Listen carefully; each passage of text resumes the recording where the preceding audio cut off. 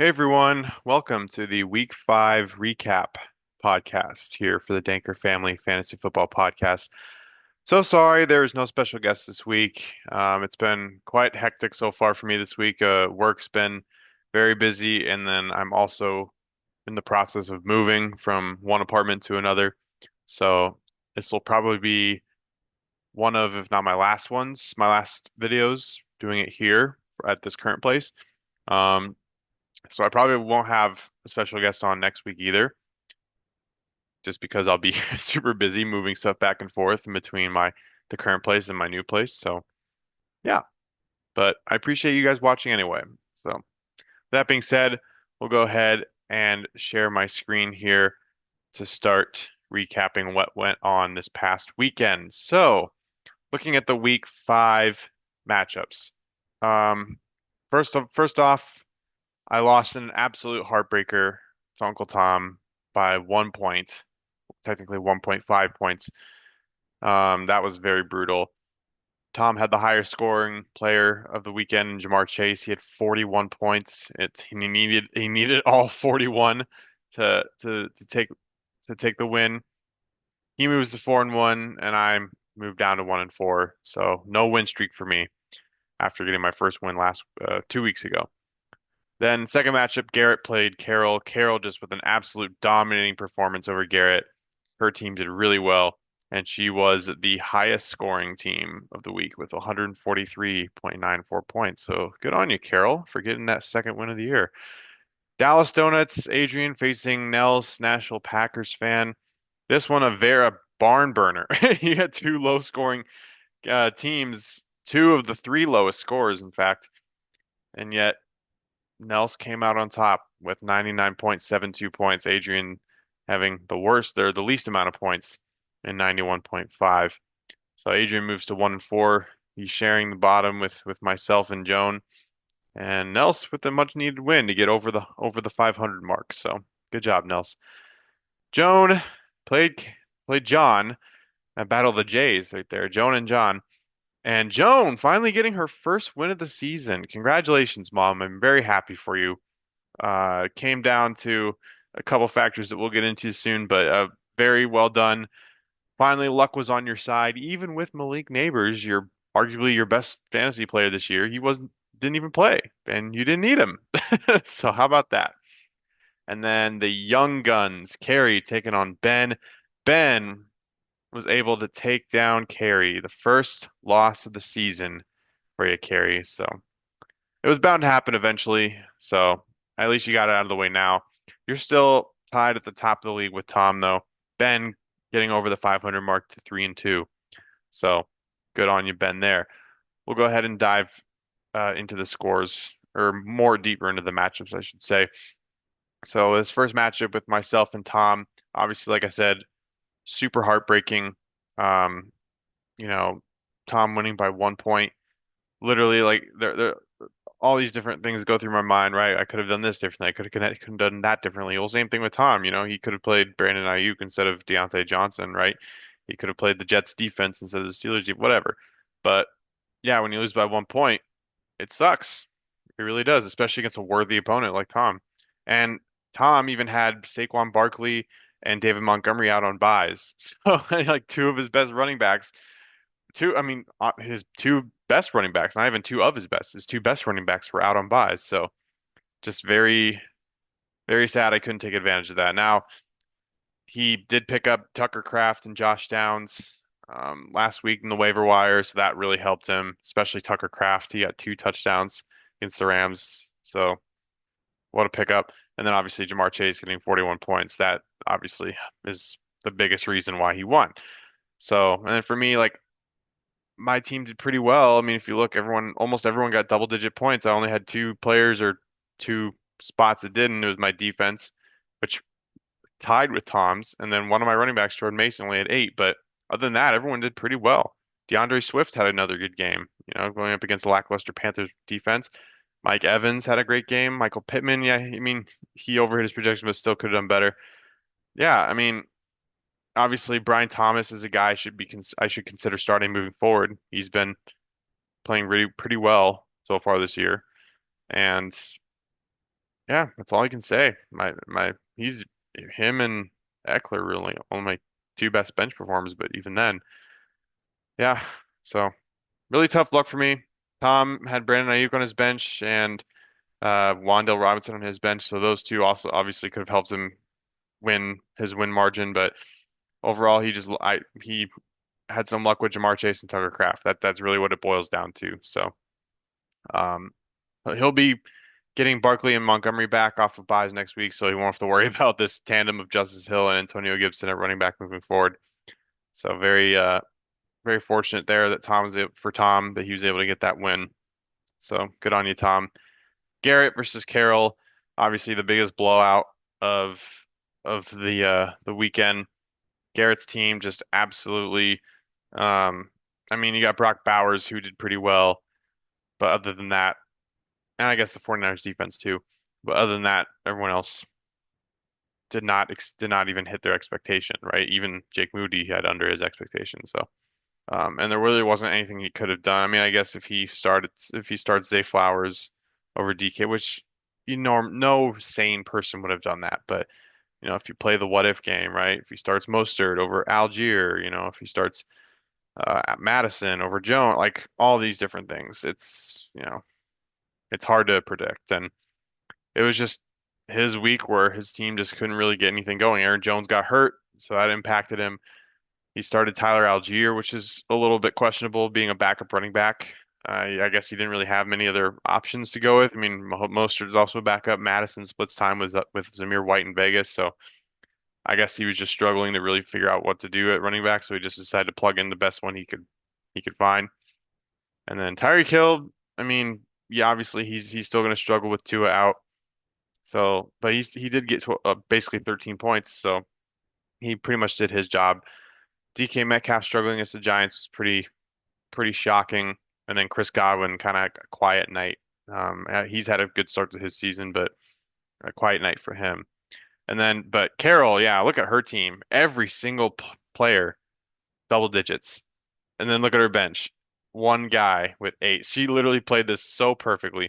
Now, obviously, she had four guys on buys, and then she had two other guys who were out with injuries, right? So Jonathan Brooks and Khalil Shakir out. But she picked the right defense in the Commanders' defense against Cleveland. So her entire lineup, double digits. Like that's a rarity. You don't see that much often. Derrick Henry just continued to dominate. Justin Fields had a decent game, even though he underperformed. James Cook finally got back to form against Houston. Um, and George Kittle, he's been the best tight end in fantasy so far this year. Who would have thought? I mean, he has been a good tight end in the past. Lately, like last couple years, not so much, but now he's been just killing it so far. And he's taken advantage of all those injuries that they've been dealing with. Now I know they have some players back like Debo, like he's back, but it's still just crazy to think that like, he's having a little bit of a resurrection fantasy wise. And then she picked up Kareem Hunt, who has had a nice return to the Kansas City Chiefs. So yeah, overall just complete balanced performance from her entire team and everyone did did their job. So congratulations, Carol, for getting that win. Adrian versus Dad, the barn burner. Adrian falling to 1-4, Nels going to 3-2. I mean, this was a close matchup. It was only a 7 point difference, but really, I mean, I guess if Adrian makes one change, it really wouldn't have made a difference because Jalen Waddle, if he starts Jalen Waddle over Jerry Jeudy, that's only a 6 point difference. He lost by 8. So there really wasn't much Adrian could have done. I mean, he had two of his top running backs and Dobbins and Pollard are out, so he had to start Tyler Goodson and Cam Akers. Now, Cam Akers was the starter for Houston, but he's also split time between that I still can't pronounce it, that Ogumbaware or whatever for Houston. So he did well, but not as well as he could have done. And then Tyler Goodson, yeah, he was also a backup splitting time with Trey Sermon.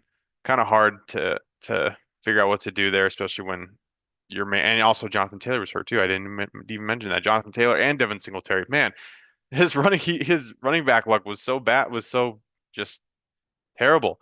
And then obviously still got Puka who's hurt. Laporta was on a bye.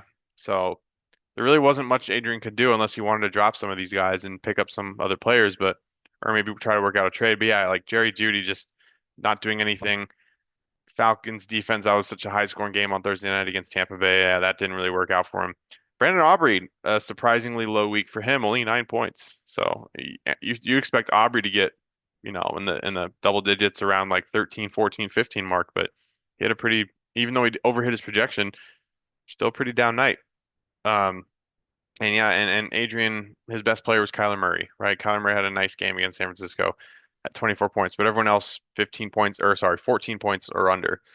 And the fact that he had 6 players in single digits. So yeah, that's not a good recipe for success.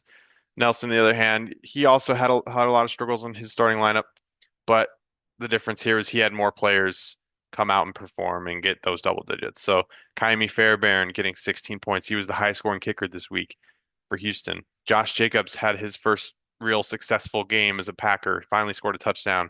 Travis Kelce's been doing a lot better. Boy, that would have been nice and helpful for me, but I'm still okay with it because it really helped me out with my running back depth issue. So glad that Travis Kelce's working out for you, Dad. And then Jaden Daniels, even though he underhit his projection, he's still performing pretty well. He's still one of the top quarterbacks in fantasy. He's not the top, and we'll go over that at the end anymore. But his team just did just enough, and he could have made a few differences, right? He could have started Baker Mayfield, which by the way, he has Baker Mayfield and Jaden Daniels on his roster. That's pretty good. And Baker's been one of the top quarterbacks in fantasy this year too. And then obviously he had the Bears defense on his bench against Carolina. That was a little shocking. I mean, I know Miami was playing the Patriots, and the Patriots offense hasn't really done much either, but and I guess yeah, Carolina offense kind of did look a little bit better last couple weeks against Vegas and Cincinnati. So I guess it's a good enough reason to start Miami, but yeah, oh well. And then Javonte Williams finally had a decent game running the football. So and a little shocking that Achane didn't do so well. I mean, I didn't really expect him to do that great, but the fact that he got less than 3 points was a little concerning there. Marvin Harrison and his receivers, Marvin Harrison and George Pickens didn't really do well. So what can you do there? I mean, Harrison was playing a tough defense in San Francisco, and George Pickens is like he's a guy that's very matchup dependent, and honestly, it's quarterback dependent too. Like he has not. Justin Fields has been okay, but I think George Pickens would be a much better player if you were in a better offense with a more consistent passing game and a much better quarterback play. So that's just my opinion. But overall, Nels got the win, and he took advantage of having some key guys out like Rice and Devontae Smith. So good on you, Nels. Moving to 3-2. And then the fourth matchup, Joan versus John. Joan finally getting her first win of the season. She got a lot of help from this guy, Lamar Jackson, who's really just looked incredible in that second half of the game against Cincinnati. He's been rising up the top of those rankings in fantasy. Like he's definitely been one of, if not the best quarterbacks in all fantasy this year. Chuba Hubbard, what a pleasant surprise he's been. He's had quite the run here. Even though they got completely blown out by Chicago. Chuba Hubbard still had a pretty nice game, 17.5 points. And then she had Isaiah. She started the right tight end. She didn't. I mean, I guess she could have only started him because she only has Evan Ingram. But of all the Ravens tight ends, she started Isaiah Likely, and he finally came back to his week one form. So there you go. And then Rashid Shaheed had a nice Monday night against Kansas City. That really helped her put that one away against John. And then obviously starting the Broncos defense. The Broncos defense has been insane this year, especially the last 3 weeks or so. They've been on a roll. So um, very very well done by mom. She didn't even need guys like AJ Brown or Pacheco or Neighbors or Evan Ingram. Who needs those guys, right? But she got her much deserved break this week. And then poor John, he actually didn't get any breaks at all. I mean, I guess you could say Garrett Wilson, yeah, that was a nice one. But other than that, he told me about this. His kicker, Matt Prater, didn't even play against San Francisco. He was hurt right before game time or something like that. Or there was some sort of weird issue where he didn't know Matt Prater was inactive until he was already like away from his. I don't exactly remember. So John, you may need to remind me later. But he said something like he wasn't available, so he couldn't make any changes last second. So, but then again, it's a kicker. So and he did lose by 11. So I guess it could have made a difference if he was able to find a kicker that maybe had double-digit points. Um, you know, Trey Sermon really helped him out, replacing Jonathan Taylor for this past week, so that was a good pickup. Kincaid's been struggling a bit, so that's a little concerning. Nico Collins had a nice game, but he's also hurt now. So John's receiving depth is being tested once again. So because he's got Collins out, he's got Adams out, and Cup out, all out on injuries. So now, right as of right now, again, this is the waiver wire's already happened, and it doesn't show who they have on their previous week. So with this, you'd only have Garrett Wilson and Terry McLaurin as his two receivers, which isn't bad, but obviously he's going to need to shore up that receiving depth real soon. And then Dak Prescott and James Conner having decent games. Unfortunately, Breece Hall did not have a good game. Vikings defense is pretty well, so it helped him out having the Vikings defense, but it also hurt him because Vikings have been holding the run pretty well. So overall, good win for Joan. Definitely a little concerned for John on that receiving depth. And then finally, final game, Carey versus Ben. Ben finally is able to beat Carey. First loss of the season for Carey. Her team didn't do that bad. I mean, she only had two players in single digits, but most of her players were either 15 points or less, right? So that's also another thing. It's the quality of the double digit as well. And then Drake London obviously was her best player. I think he was the second or third highest point scorer this past weekend, and that was pretty surprising. Um, on our bench, DJ Moore had an outstanding game. Um, Trevor Lawrence had a nice game. Obviously, I would have started Love over Lawrence too, especially the way Lawrence has played lately. But hey, at least she has a decent backup quarterback now. So, and Chase Brown had a good game too. So, um, yeah, just overall though, her team did pretty well. I mean, she still's got 126 points, which is a lot. Just wasn't enough because Ben's team is absolutely I mean, he really relied on four key guys. It was Joe Burrow, who had an outstanding game against Baltimore. Even though it was a losing effort, he had a great game. Justin Jefferson went off, did his thing. Kyle Pitts had a great Thursday night game. And he was on last week. Ben was on last week talking about, oh yeah, who wants Kyle Pitts, in a joking fashion. But hey, he kept him and helped him out. And it's the thing. Tight ends are so hard to figure out this year. It's you gotta savor those moments where your tight end has performances like that. So, and then T. Higgins going off, right? T. Higgins finally having the game of his season so far with 29 points. So, yeah, overall, and his bench too. He had Ramondre Stevenson and Travis Etienne on his bench, which would be shocking for the most part, but he has Alvin Kamara too. And I was a little shocked that he did start Najee Harris instead of one of these two, but that's just his prerogative, and it worked out for him. So good on you, Ben. And then obviously Xavier Worthy and Jacoby Myers, two guys who are I would think, are starting worthy type guys. But obviously he's got Jefferson and Olave and T. Higgins. I mean, Olave didn't really do so well this weekend, but he's still a number one guy you'd consider starting each week. So I don't really dissolve Ben or anything like that or did I say dissolve? Absolve Ben, whatever the word is. I don't really blame him for starting Olave because that would have been the smarter move anyway, at least looking into the week. So those are the matchups last week. Just a quick look at the standings. I was going to do this first, but I totally forgot. Obviously, Carrie and Tom still at the top, 4-1. Ben, John, Nels, and Garrett. We have a group of four right here, all at 3-2. So as of right now, all the playoff teams would be over 500. All the over 500 teams would be playoff teams. So that's what it looks like as of right now. Carol at 2-3, just out on the outside looking in. She's coming off of a win, so maybe she's going to get some momentum. Again, it's fantasy though, so who knows? And then myself, Joan, and Adrian at the bottom, 1-4. Yikes! But at least Mom got her first win of the season, so things are looking up for her. Looking at the points for, this is funny, points for and points against. So like last week, how we talked about Carrie having the most points for and the fewest points against. Well, Adrian has the fewest points for and the most points against. So Adrian, buddy, tough times, man.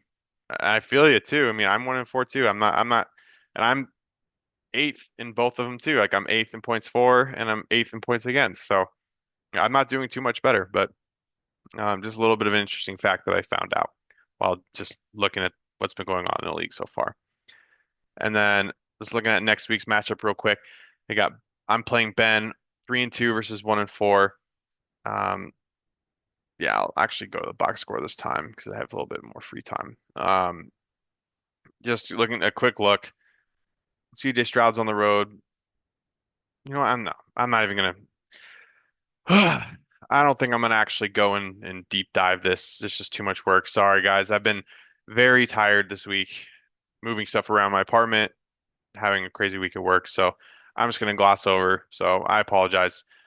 Hit the back button. Ben versus me. Right now I'm projected to win, but by barely. So we'll see. Should be close. Carrie versus Joan. Carrie coming off a loss, Joan coming off a win. Will the streak continue for both of them, or will Carrie bounce back and will Joan get back to the loss column? We'll see. Nels versus Tom. This will be an interesting one because you got Tom who's at the top of the league and facing Nels who's right now in that second tier of four teams that are in 3 and 2. So can Nels, if Nels wins and Tom loses and Carrie loses, then all of a sudden Nels is going to be up near the top of the league at 4-2, which would be quite interesting. And we got Carol versus John, a 3-2 versus a 2-3. Carol trying to come off of that great win, John trying to come bounce back. Um, and then Adrian versus Garrett.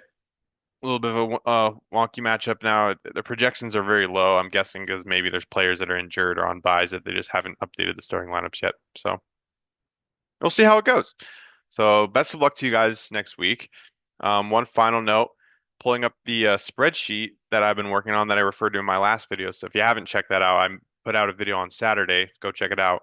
But basically created the spreadsheet to basically rank based on performance, based on draft value. And from all the players that we had drafted this year, Lamar Jackson popped up as now the number one ranked. Last time we were here was Alvin Kamara. He was the number one ranked fantasy player. But with Lamar Jackson's insane performance this past weekend, he jumped up to number one. So, Joan, congratulations. You have the number one ranked fantasy player so far. So, yeah, Lamar Jackson, Kamara, Jane Daniels, Barkley, and Henry. Matt, round up your top five. And then, as you can see, the list of names below. Yeah, that's the list and who's been most valuable player so far as compared to where they've been picked. Obviously, still Jordan Mason, Jared Goff, Jay Daniels, Darnell Mooney, and Chuba Hubbard. They've been the most valuable and then least valuable so far this season. Christian McCaffrey, Puka Nacua, Sam Laporta, Mark Andrews, and Zamir White have been the five least valuable. And then, yeah, so that's that. Yeah, that's pretty much all I have to say on that matter. So, anyway, sorry for the quick video. Like I said, busy week this week, and next week's gonna be pretty busy too. But I do appreciate you listening in, and wish you all the best of luck going into week 6. So that being said, I hope you all have a good night, and I'll talk to you next week. Have a good one, guys.